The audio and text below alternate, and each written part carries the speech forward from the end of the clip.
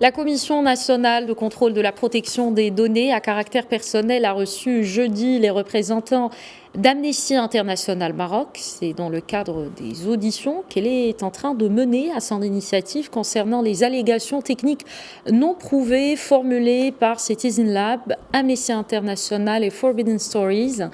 La CNDP a annoncé récemment avoir décidé d'auditionner tous les experts techniques nationaux et internationaux disposés à présenter et à partager leurs analyses et conclusions au sujet des allégations techniques non prouvées de Citizen Lab, Amnesty International et Forbidden Stories. C'est donc à ce titre que la Commission a accueilli Jonathan Scott, auteur du rapport Exonerating Morocco, Disproving the Spyware, publié le 18 février 2023.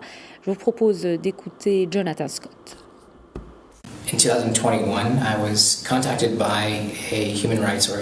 En 2021, j'ai été contacté par l'organisation Human Rights pour aider à faire le diagnostic de la criminalistique des appareils mobiles. À partir de là, j'ai été présenté à Amnesty International et j'ai constaté qu'ils ont un problème dans leur méthodologie de travail sur le logiciel Pegasus. Ils m'ont contacté ensuite en me demandant de partager avec eux les méthodologies que j'ai développées autour de cette problématique, étant donné qu'il s'agit de la formule efficace. Au fil du temps, alors que j'examinais le rapport qu'ils ont publié sur les activités d'espionnage,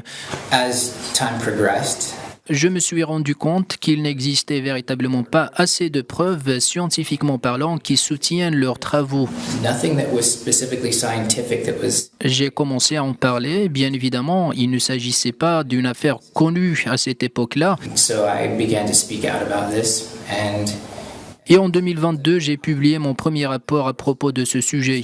Je pense que nous avons affaire à un cas critique, car ce sont pas moins de 65 personnes dont le mobile a été infecté par le logiciel d'espionnage Pegasus.